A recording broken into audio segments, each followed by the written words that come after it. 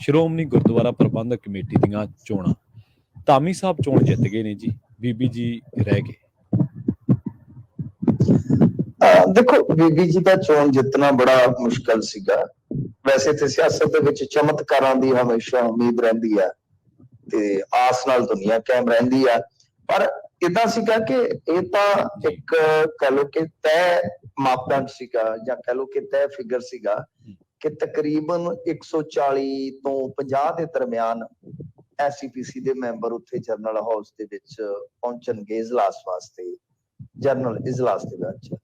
ਤੇ ਇਜਲਾਸ ਦੇ ਵਿੱਚ ਜੇ ਇੰਨੇ ਬੰਦੇ ਪਹੁੰਚਦੇ ਨੇ, 140 ਪਹੁੰਚਦੇ ਨੇ ਜਾਂ 145 ਜਾਂ 150 ਮੈਂਬਰ ਪਹੁੰਚਦੇ ਆ, ਤਾਂ ਉਸ ਸੂਰਤ ਚ ਤੁਹਾਨੂੰ 71 ਤੋਂ 75 ਤੱਕ ਦਾ ਇੱਕ ਸਮਰਥਨ ਚਾਹੀਦਾ ਹੈ ਜੀ।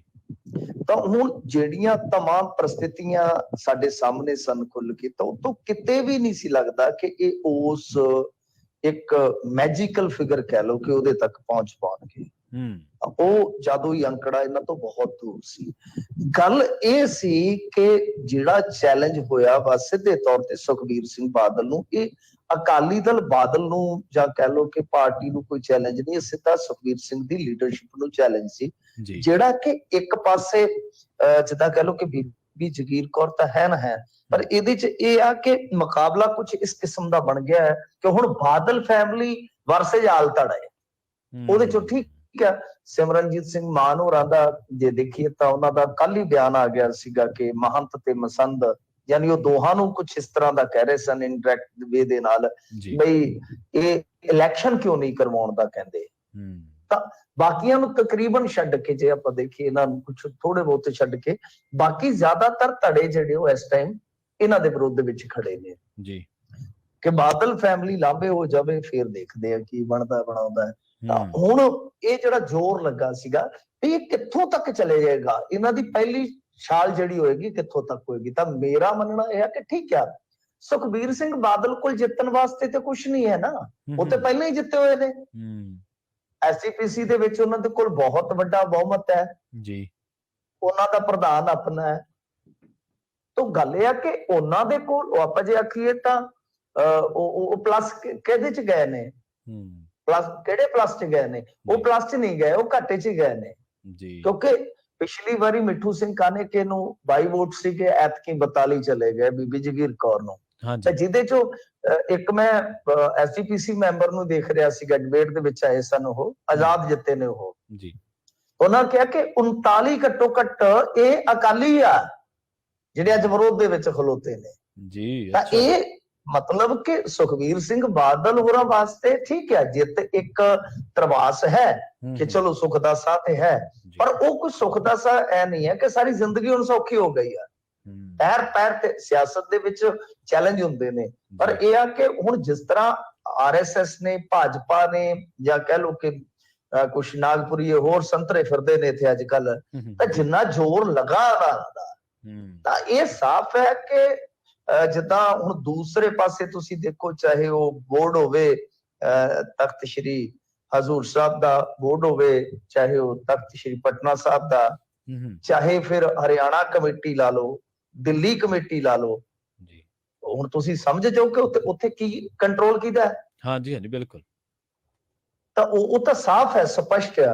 ਤਾਂ ਹੁਣ ਇੱਥੇ ਦੀ ਐਸਜੀਪੀਸੀ ਦੇ ਵਿੱਚ ਜਿਸ ਤਰ੍ਹਾਂ ਭਾਜਪਾ ਨੇ, ਮਤਲਬ ਕਿ ਇਹ ਨਹੀਂ ਹੈ ਕਿ ਬੈਕਫੁੱਟ ਤੇ ਹੋ ਕੇ ਕਿਹਾ ਕਿ ਨਹੀਂ, ਤੁਸੀਂ ਇੱਕ ਗੱਲ ਦੇਖੋ ਨਾ ਕਿ ਕਹਾਣੀ ਕਿੱਧਰ ਨੂੰ ਜਾਂਦੀ ਆ। ਬੀਬੀ ਜਗੀਰ ਕੌਰ ਨੇ ਇੱਕ ਗੱਲ ਕਹੀ ਹੈ ਜੀ, ਵੈਸੇ ਤਾਂ ਇਹੋ ਜਿਹਾ ਜਦੋਂ ਕਮਸਾਨ ਪਿਆ ਹੋਵੇ, ਉਹ ਬਹੁਤ ਸਾਰੀਆਂ ਗੱਲਾਂ ਕਹਿੰਦੇ ਨੇ ਲੀਡਰ, ਸਾਰੀਆਂ ਗੱਲਾਂ ਯਾਦ ਰੱਖਣੀਆਂ ਵੀ ਸੌਖਾਲਾ ਕੰਮ ਨਹੀਂ ਹੁੰਦਾ ਸਾਰਿਆਂ ਵਾਸਤੇ, ਤਾਂ ਕਤਈ ਨਹੀਂ ਮੇਰੇ ਵਰਗਿਆਂ ਵਾਸਤੇ ਜੀ। ਉਹਦੇ ਚ ਇੱਕ ਗੱਲ ਦੇਖਣ ਵਾਲੀ ਹੈ ਕਿ ਉਹ ਕਹਿੰਦੇ ਆ ਕਿ ਹੁਣ ਅਕਾਲੀ ਕੋਈ ਪੰਥਕ ਪਾਰਟੀ ਤਾਂ ਹੈ ਨਹੀਂ, ਉਹ ਵੀ ਮਤਲਬ ਕਿ ਰਵਾਇਤੀ ਪਾਰਟੀ ਆ, ਪੰਜਾਬੀ ਪਾਰਟੀ ਆ, ਤੇ ਦੂਸਰੀਆਂ ਪਾਰਟੀਆਂ ਵੀ ਤੇ ਉਹਨਾਂ ਵਰਗੀਆਂ ਹੀ ਨੇ, ਉਹ ਵੀ ਐਸਜੀਪੀਸੀ ਦੇ ਵਿੱਚ ਆਪਣੀ ਕਿਸਮਤ ਜਮਾ ਸਕਦੀਆਂ। ਇਹ ਬਹੁਤ ਵੱਡੀ ਗੱਲ ਹੈ।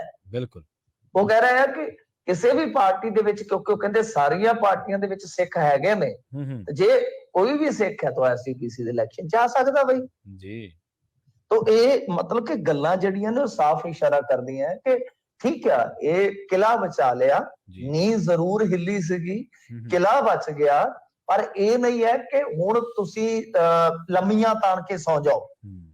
ਜੀ ਤਾਂ ਇਹ ਆ ਕਿ ਹੁਣ ਤੁਸੀਂ ਆਪਣਾ ਕੰਮ ਕਰ ਠੀਕ ਕਰੋ, ਅਦਰਵਾਈਜ਼ ਬਹੁਤ ਮੁਸ਼ਕਲ ਹੈ, ਬਹੁਤ ਮੁਸ਼ਕਲ ਹੈ, ਕਿਉਂਕਿ ਉਹਨਾਂ ਦੇ ਕੋਲ ਕਾਫੀ ਕੁਛ ਆ ਹਾਲੇ। ਉਹਨਾਂ ਦੇ ਪੱਥੇ ਦੇ ਵਿੱਚ ਤੀਰ ਹੋਰ ਵੀ ਆ, ਉਹ ਐਸਸੀਪੀਸੀ ਦਾ ਇਲੈਕਸ਼ਨ ਵੀ ਕਰਵਾ ਸਕਦੇ ਆ। ਕਿਉਂਕਿ ਇੱਕ ਗੱਲ ਵੇਖੋ ਨਾ, 11 ਸਾਲ ਪਹਿਲਾਂ ਜਿੱਤੇ ਹੋਏ ਜ਼ਿਆਦਾਤਰ ਮੈਂਬਰ ਨੇ ਬਾਦਲ ਸਾਹਿਬ ਨਾਲ, ਜੀ ਜੀ ਜ਼ਿਆਦਾਤਰ ਬਾਦਲ ਸਾਹਿਬ ਵੇਲੇ ਦੇ ਹੀ ਆ, ਕਿਉਂਕਿ ਹੁਣ ਤਾਂ ਉਹ ਗੈਰ ਸਰਗਰਮ ਹੋ ਗਏ।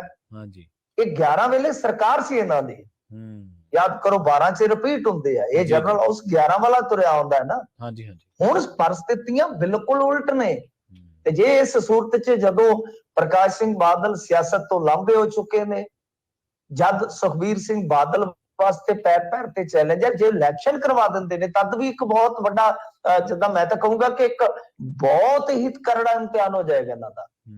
ਤੇ ਮੈਨੂੰ ਨਹੀਂ ਲੱਗਦਾ ਇਸ ਸੂਰਤ ਚ ਜਦੋਂ ਦੂਜੇ ਧੜੇ ਜ਼ਿਆਦਾਤਰ ਇੱਕ ਝੰਡੇ ਹੇਠ ਇਕੱਠੇ ਹੋ ਜਾਣਗੇ ਤੇ ਇਹ ਮਤਲਬ ਕਿ ਬਹੁਤ ਆਸਾਨੀ ਦੇ ਨਾਲ ਓਡਾ ਹੀ ਬਹੁਮਤ ਜਿਤਾ ਲੈਣਗੇ ਜਿੱਡਾ ਕੋ ਆਪਾਂ ਹੁਣ ਦੇਖਦੇ ਪਏ ਆ। ਬਹਰਹਾਲ ਇਹ ਮੁਬਾਰਕ ਹੈ ਇਹਨਾਂ ਨੂੰ ਜਿੱਤ। ਤਾਂ ਉਧਰ ਦੂਜੇ ਪਾਸੇ ਹਾਰ ਉਹਨਾਂ ਦੀ ਵੀ ਨਹੀਂ ਹੈ, ਉਹ ਆਪਣੀ ਤਸੱਲੀ ਤੇ ਨੇ, ਇਹ ਆਪਣੀ ਤਸੱਲੀ ਤੇ ਨੇ। ਐਵੇਂ ਚੈਲੰਜ ਕਰੀ ਜਾਂਦੇ ਸੀ। ਵੈਸੇ ਬੀਬੀ ਜਗੀਰ ਕੌਰ ਨੇ ਬਹੁਤ ਬੋਲ ਦਿੱਤਾ। ਕੁਝ ਲੋਕ ਇਹ ਕਹਿੰਦੇ ਕਿ ਰਲ ਕੇ ਖੇਡ ਰਹੇ ਨੇ, ਪਰ ਮੈਂ ਕਿਹਾ ਕਿ ਜੇ ਰਲ ਕੇ ਖੇਡ ਰਹੇ ਨੇ ਤਾਂ ਘੱਟੋ ਘੱਟ ਵਾਪਸ ਹੁਣ ਰਲ ਨਹੀਂ ਸਕਦੇ। ਜਿੰਨਾ ਕੁਝ ਇੱਕ ਦੂਜੇ ਦੇ ਖਿਲਾਫ ਬੋਲ ਦਿੱਤਾ ਗਿਆ ਹੈ, ਤਾਂ ਮੈਨੂੰ ਨਹੀਂ ਲੱਗਦਾ ਕਿ ਇੱਥੋਂ ਤੱਕ ਕਹਿ ਦਿੱਤਾ ਕਿ ਇਹਨਾਂ ਨੇ ਆਰਐਸਐਸ ਤੇ ਟਿੱਕੇ ਲਾ ਰੱਖੇ ਆ, ਸਿੱਧਾ ਬਾਦਲ ਫੈਮਿਲੀ ਤੇ ਅਟੈਕ ਆ। ਤਾਂ ਮਤਲਬ ਕਿ ਇਹ ਤਾਂ ਜਿਹੜੀ ਹੈ ਕਹਾਣੀ ਬਿਲਕੁਲ ਸਾਫ਼ ਹੈ ਕਿ ਬੀਬੀ ਜਗੀਰ ਕੌਰ, ਉਹ ਕਹਿ ਰਹੇ ਨੇ ਕਿ ਅਕਾਲੀ ਦਲ ਮੇਰਾ ਹੈ, ਇਹ ਕੌਣ ਹੁੰਦੇ? ਤਾਂ ਅਕਾਲੀ ਦਲ ਦੇ ਗਦਾਰ ਨੇ, ਇੱਥੋਂ ਤੱਕ ਕਹਿ ਦਿੱਤਾ ਹੈ। ਤਾਂ ਗੱਲ ਇਹ ਆ ਕਿ ਬੀਬੀ ਜਗੀਰ ਕੌਰ ਇੰਨੀ ਕੁ ਸੰਤੁਸ਼ਟੀ ਲੈ ਕੇ ਘਰ ਨੂੰ ਗਏ ਨੇ ਕਿ ਹਾਂ ਵੀ ਮੈਂ ਇੱਕ ਬਹੁਤ ਵੱਡੀ ਫਾਈਟ ਦੇ ਦਿੱਤੀ।